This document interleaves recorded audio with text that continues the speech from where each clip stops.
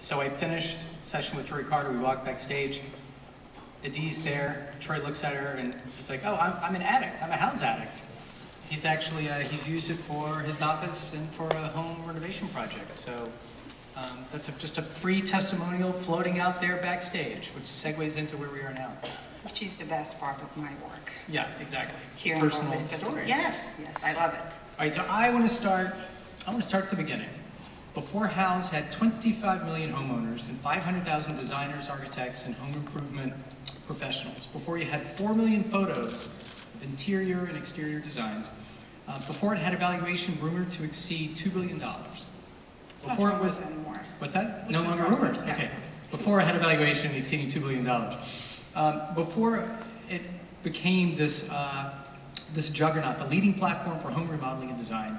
Before any of that, it was simply a pet project. So tell me about that. It is our project. Because you're still a user. We're still users, we're still remodeling. I literally have contractors working in my house right now. Yes, but the original idea remains what we're doing today. We stayed very, very close to what we wanted to do with the same people that started building it with us 4 years ago. It is what it is, the best experience for everybody that wants to make their home beautiful. And with great visuals, amazing people that are part of the community, that makes the whole process just much more fun and productive. This is what we wanted, and this is what it is. Because you started, just to back up, you started with the first house that you and your husband had bought, Sure. and your first remodeling, and you wade into what was an awful process, let's be honest. Not fun at all. Yes, I mean, we were hoping that it will be a lot of fun to build our dream home, and we were very frustrated. It was hard to find the right people to help us build it. The fact that it was mainly referrals, and some people can be amazing for my neighbor or my friend, but not necessarily the right professionals for what I'm trying to do. And then communicating what we had in our head. I mean, we're not designers, we're not architects, we're not contractors, but we definitely have strong ideas in terms of how do we want to modernize our house and what do we want it to look like. But then how do you explain that? And then professionals come to you and they say, do you want copper ceiling? Do you want nano walls? I said, what? Nano what? Nano what? Exactly. So we didn't know a lot about the industry. We didn't have the right tools, and we really tried. We bought lots of books and magazines just to discover that in each one of them there is one picture that one of us liked. So it wasn't efficient. We spent a lot of time, energy, and money to get plans that we didn't like, and we started all over again. And we learned a lot. And the major thing that we learned was we really wanted to work, we really want to build our dream home, but we need the right technology, the right transparency to talk to as many professionals as possible, to see as many ideas as possible, and to collaborate in a very different way. So we built it. I feel like everything you went through was like, this is how you create a company, right? You lived and experienced all the problems. So when you're like literally building the site, you knew the features that you needed. It was like it's like this matchmaking service. You're trying to, and you're translating people's ideas into all these different visual images they can collect on the site to show people, illustrate what they want. Yeah, well, we didn't know that it's going to be a company, definitely right. Not this company. But what we knew was we talked to many people in our community, the actual users that started Houzz with us were 20 parents from our kids' school that felt the same frustration about their home remodeling and design. And some professionals from the Bay Area and San Francisco, so this is literally a local company. Right. And they all shared similar frustrations from the process. Professionals would tell us that homeowners don't really understand, and they just see a picture in the magazine and they think that, yeah, with $100,000 they can get the same thing, but this is a multi-million-dollar house, or things like that. So lots of gaps in terms of knowledge and education, and everybody got so excited just to be part of this. Let's bring technology to this industry. Let's talk to each other. Let's make it very, very visual. And this is how it started, from this small community, that 20 people, as you said, grew to be 25 million people without advertising, because I guess many people all over the world want to feel good about their home. I mean, this is where you raise up your kids. This is where you get up in the morning. This is where you go to sleep at night. It's important, but that while it's a dream process for you, you want to have a beautiful home, it was so frustrating. You know, you didn't know how much it's going to cost. Who are the right people? You're inviting strangers to build your dream home, and you don't even know something about They're that. going to pretty much live in your home for like 6 months or longer, rather than working on this, and you want to know more about them. Yeah. Exactly. So I think that modernizing it for them and showing, as you said, it's like matchmaking.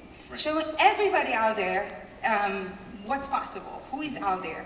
And then you're able, now I pick professionals based on, you know what, I want somebody with sense of humor.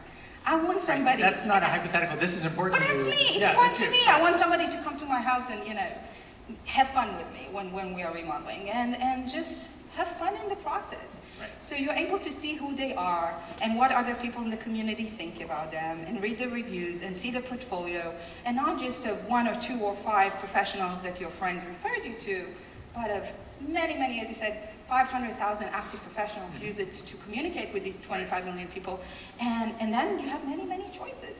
Would you choose your partner in life by getting a few referrals from friends to 4 people? Maybe if you're lucky, you'll find your dream partner. That's why the divorce rate is so high. So yeah. But ideally, you should see the universe and yes. filter it and find, you know, the best person for you. The thing that strikes me is that this is not a a small hidden away industry. This is a what, $300 billion industry, home improvement, and there are tons of players there. So when you guys were starting, there were already tons of shelter magazines, TV shows, reality shows, web services. There's a lot already out there.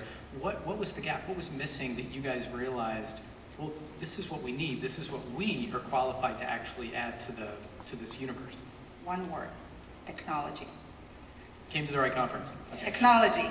You want to take all this information, all this data, and you want to dice it and give it back to the community in a way that it will be so wonderful to browse the idea and to move from one layer to the other, to discover the best professionals, to discover the best materials and products.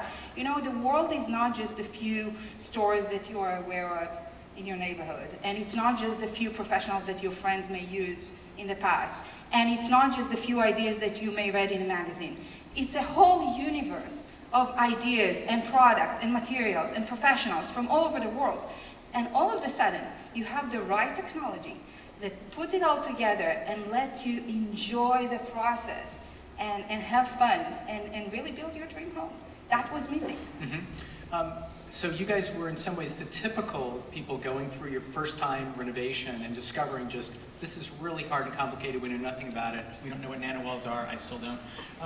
But you were different in that you had technology background. So tell us a little bit more about Alon Cohen, your husband, and what his experience was and your experience together that really made sense to create this, to create Houzz. Yeah, so Alon was, has a technology background. He actually programmed the initial website by himself. He was at eBay, and before eBay, other high-tech companies. I was in high-tech on the business and finance side, but actually when we moved to the Silicon Valley, I said, I'm done with high-tech. I don't want to work 16 hours a day, I want to have a family. So I shifted to investment and financial planning, and this is what I did when Houzz happened. Guess what? Since then, I went back big time to high-tech because of Houzz, plus 3 kids, and it is crazy, but I love it. So. I was going to say, so much for that plan. You totally reversed because this opportunity has exploded. You know, I think it's all about how do you spend your days and how do you do something that you truly believe at and you truly love. And I love it. And this is the only explanation. I love it. Alon and I love the people that we work with, which is one of the most important things. If you have to spend 16 hours a day with people, you better do it with people you really like and admire. And we have the best co-worker on earth, really, I'm not just saying it. And we stayed very, very close to the original idea and the DNA of the company that we wanted to build and the culture. And this is what it's all about. So yes, and we do have the complementary skill sets. So well, that's what I was wondering about. Yeah, you know, a lot of married couples don't have the right sensibilities to do this together, to work together, or really the skills. I mean, you guys, obviously it's working Tell me a little bit more about what makes it work. Well, it's not for everyone, for sure. I'm sure that some married couple that we're meeting are saying, you're insane, doing it together. But I actually think that if you do have complementary skill set and you get along very well, which I think we do, it makes a lot of sense because there are no trust issues like between other founders sometimes, no conflict of interest. We are at the same stage in life, we want the same thing. We're used to building things together, to tell you the truth, raising 3 kids and renovating a house. It's much crazier than running the company. And we just like working with each other and building things together. So it makes sense for us. Right. So let's talk a little bit about how the site evolved organically. Initially, it's providing more information to homeowners about some of the professionals so they can decide who's a better match. How did you start to hear from the users to realize what you needed to add to the site? We talk to our community and we get their feedback all the time. I mean, this is a platform that was built from early days for the community. And when I say community, I mean all players in the community. We made sure from early days we wanted everybody to participate in that. Because if you are trying to bring this industry and create this universe, in the 21st century, you want everybody to be part of it. And everybody means homeowners. No matter what is your style or budget, we wanted everybody to be able to find the ideas and the professionals and the products and everything they need to make their dream home. And then we talk to them. We talk to the professionals and all the service providers. We talk to the brands of the industry. We wanted them to be part of it too. And we constantly get feedback from them in terms of, okay, that's great, what's next? Or this is not great, let's do it this way. So listening to your community is very, very important. So what problems were the professionals, designers having that the site could solve? Well, first of all, I think that they were very, very grateful and happy that all of a sudden the homeowners are much more educated because that makes the whole communication process so much better for them. When they're trying to explain or come up with ideas, they're using the platform to communicate with their clients, to exchange ideas, to explore materials. So having educated clients is a huge plus. Then getting the right clients. Even the professionals, they are so happy that they can get the people who can appreciate who they are, whether they have a sense of humor or not, but also their portfolio and their reviews and everything. People explore these professionals in a very different way. And the professionals were very happy because that opened up a whole new opportunity for them. I just came back from Sydney a few weeks ago. We launched our platform in Sydney, Australia. And we had a little party for the professionals that are using Houzz already. At the day of the launch, we already had 700,000 professionals. 700,000 homeowners and 10,000 professionals. Before you guys Before we officially launched it in Sydney, Australia. So we invited a few of our professionals in Sydney to a little party. And then there was one of the great professionals that I met over there. There were many great stories, but this one came all the way from Melbourne. And he said, I wanted to be in this party because I wanted to say thank you. Houzz literally changed my life. And I said, how's that? And so this is a married couple, another married couple that is running an architecture firm together. And he was a little bit sick, he was out of the hospital, things didn't go that well, to say the least, with the practice. And one day he just discovered, a few years ago, he discovered the platform, of course, a US platform mainly. But he thought, oh, that's really cool, too bad it's an American company, but you know what, I'll create a profile, I'll put a project or two. So he did, and a few weeks after, a couple that were using the platform in Australia contacted him and said, we just bought a church, and we would like to convert this church and make a beautiful home. The church, I thought this might be about the church. We have images, yeah, hang on. So you can walk us through, it's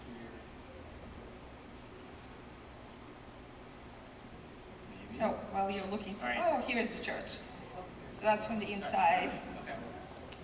And I don't know if you can see it from the outside as well. But this is really an amazing project that one of the, oh, that's the next one, not me. Let me go back one. Yes, so as you can see, it was an amazing project. And like a full cycle, when they ended up the project, they uploaded the pictures to Houzz. Of course, our editorial team really loved the project, so they contacted him and said, hey, we'd love to get an interview and learn more about the project. He said, sure. And then we featured it and sent it to millions of Houzz readers. And when you say featured it, this is another part of the site where, like a magazine, you're doing feature stories on some projects like this.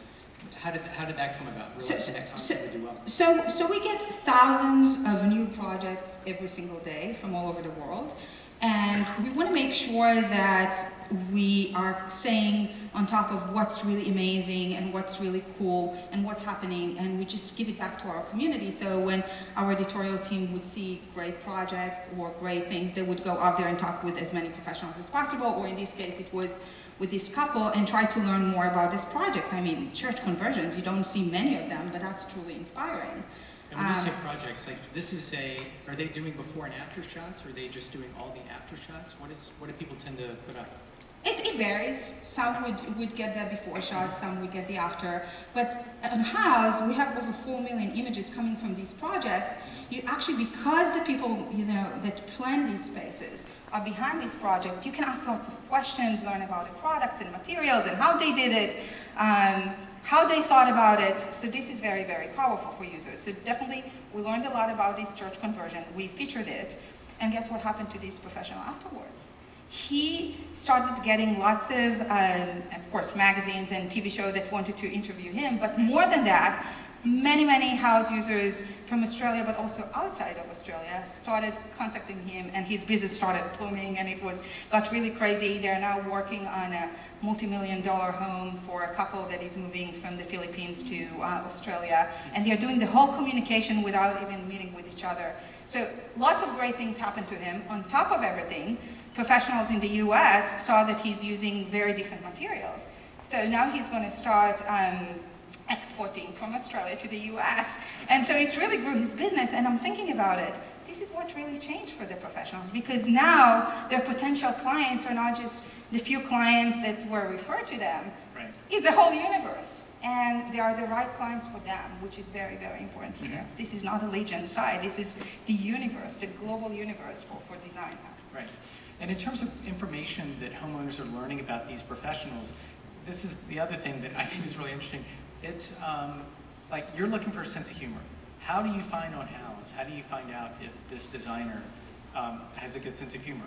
So people are collaborating and talking with each other on the site. We have very, very active discussion boards. Actually, the community is supporting each other while people are in the process of redesigning and remodeling their homes. So you see lots of back and forth between people, and then you see, how they respond, how they react, or if it's a professional that is writing some guides and ideas for us, or we are interviewing these people, you get to see, and it's all becoming part of their profile.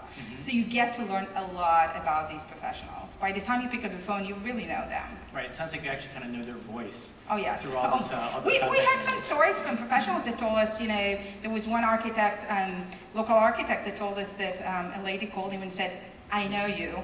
I saw this orange kitchen. I love it. I want exactly like that. Send me the contract and let's meet tomorrow. So, right. You understand? This is how it works. Did you have what was the business model you guys had in mind? Is this, like the platform and the service, I could see evolving to solve the problem that you guys experienced. Great.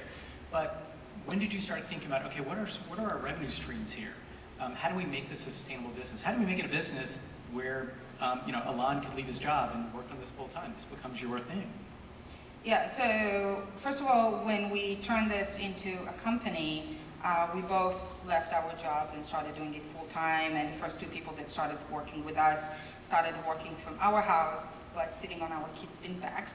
But a few weeks after, we moved into the first office. And with that, the first round, moving out of the house and getting more people to help us, we started thinking, okay, when and what and how, because you want to build a real company, sustainable company, and you have to think about these things. At the same time, we said, not now. So what we are thinking about— not now to— Not now, let's not monetize now. We were actually very, very persistent with, you should not monetize before it's the right time. There are two things there. First of all, the focus should be building the product, building something that people would really love using, they need it, they want it, and you can't, focus on anything else while you're doing that. So that was one thing. The other thing is, once you start monetizing, not just that the focus goes towards other things as well, I want to deliver. I want to make sure that if somebody is paying me money for something, doesn't matter what it is, I can deliver big time. And in order to get to this point, you need to build your audience. You need to build your brand. You need to give people what they really want until they actually want to come to you and say, I want to pay you for this. I want you to build more for me, and I'm willing to pay a lot for this. And so we said, okay, we are thinking about the business. We know that it's going to come, but that will follow our #1 priority. Build an amazing product that people love, period. And we did exactly that. We didn't monetize for a long time until it was the right time. And I understand that like IKEA and other brands were coming to you. And so again, this is kind of how it all evolves organically. They have a need, they're coming to you, you got to develop that, that becomes a revenue stream. Tell me about how that came about. Yeah, so we do have 3 revenue channels, and it's very interesting to see because each one of them we actually launched when we started having strong demand from different parts of the community to do something on that front. The brand advertising piece on Houzz is very contextual. It's actually only endemic. You will not find pet food or cars or other things, not that I have something against them, it's just not what people come to Houzz for. So when the big brands started coming to us and said, we love you guys, we just want to be part of this platform, we started thinking, okay, how do we integrate the big brands and make them real players on our platform? And that was the kickoff of our first revenue channel that became very, very successful because of that, because we handpicked the right brands that are very, very relevant, and the user loved it. And of course the brand loved it too, because it's very, very relevant. So that was the first thing. The second thing was a year after, we started getting lots of requests from our professionals. They told us, this is amazing, we are getting clients from all over the world, which is wonderful and very, very different from what we were used to, but how can you help us localize it even more, making sure that we are building our brands locally? Because the original platform, and it still is till today, is national. And so you get exposure to different homeowners from all over the world, but not localized. So we said, okay, this is interesting, and we started working with our community, professional community, to build the right product for them, and that became a huge marketplace later on, where professionals can subscribe to this premium model and build their brands locally, and this is a huge revenue channel for us. And then came the third one, which just happened, right? Just happened. We launched the beta of our product marketplace. And that happened when we started getting phone calls from our users to the office saying, where is the add to cart? Can you ship this window to me? Can you ship this bathtub? I want this backsplash. Right, well, actually they have to go hunt it down and find it somewhere else. They see everything, they learn about it, they read about it, they communicate with a professional about it. It's so easy for them to just go and do it all on Houzz, stay on the platform and say, that's interesting. And professionals had similar comments because they are working with their clients to, from everything, planning and sourcing and putting ideas together. They actually said that's going to be a very helpful tool for us if we would be able to actually click on it and get it all. So we said, okay, if this is what the community wants, this is what we're going to do. And we just launched the beta of our product marketplace with 1 million products this week. Wow, okay, good timing. We're going to get to questions from you guys in a minute, so be thinking what you might want to ask Adi. I want to go to how you continue to get user feedback. You were telling me about this survey that you guys send out that sounds like it's one of the largest surveys from homeowners in the industry. Tell us about it and why the Vatican is giving you feedback.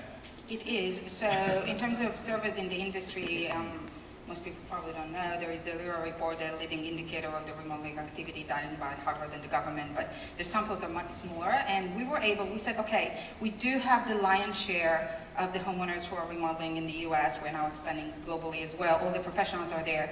We should be able to take all this data and give it back to the community. So we started that a few years ago with very long surveys where we're trying to capture what's going on, what people are spending on, how they're doing it, how they're thinking about it, what are the trends. And I was kind of really shaky early days when we sent the first survey. I said, how many people would bother to sit and give us all this information? And that was pretty amazing because people felt, the people in the community feel so committed to build this.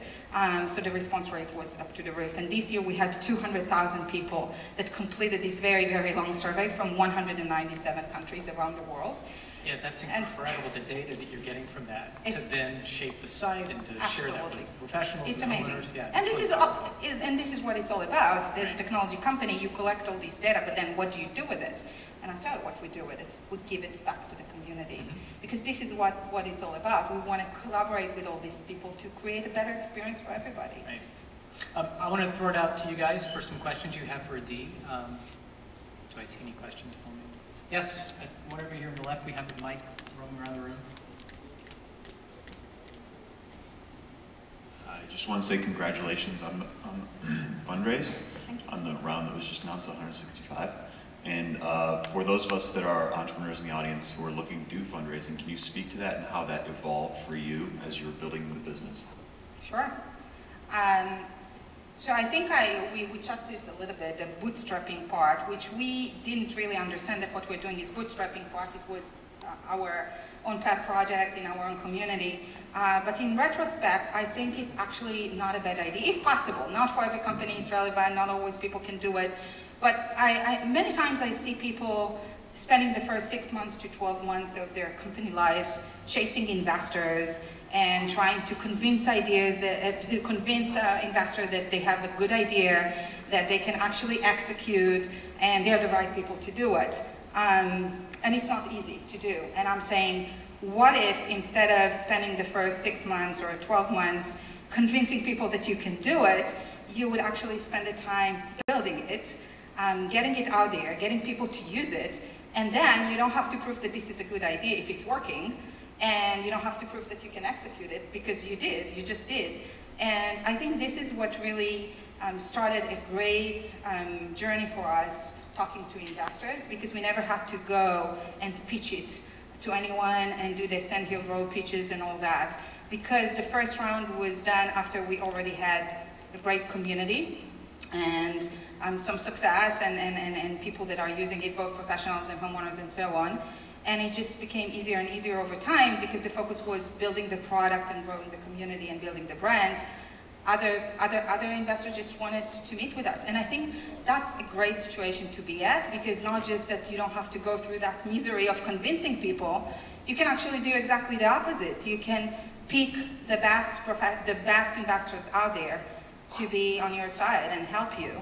And I think we were very fortunate on that front. That was, from that moment until now, this is the way we work with investors, and we're very blessed. I think having great investors on board is so important, and it's so different from what we're hearing from other founders than having kind of mediocre or not great investors. It makes a huge difference. Yeah, you're saying culturally, it really changes the vibe. Oh, absolutely, absolutely. And again, it's the investors, it's also the people in the company. It's what you create early days, the investors that you bring on board early days are very important. The people that you bring to the company early days and become your coworker is very important. The culture that you build is very important. And if you do it right, you're going to enjoy it. If you don't, or if you don't build it to the point that you can control it, you're going to face things that you don't want to deal with. It's hard enough to run a company and keep growing and keep the innovation going and remain the leader and make sure that you keep making many, many people happy. So you better have the best investors to support you.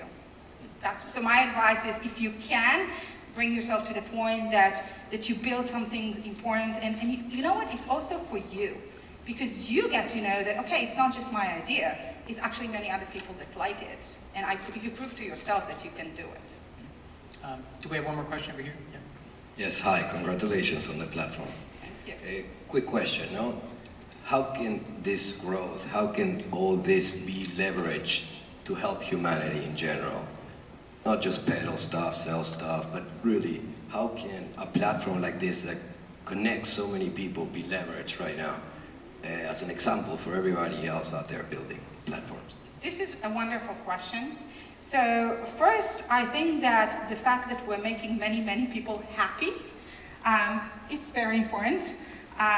We are touching many, not just homeowners that are much happier about their homes, but also many businesses that thrive instead of shutting down their business, but just growing and making money. That's also important. And we're talking about very small businesses that all of a sudden are growing and blooming and hiring more people, which is wonderful, creating more working opportunities and helping all these small businesses.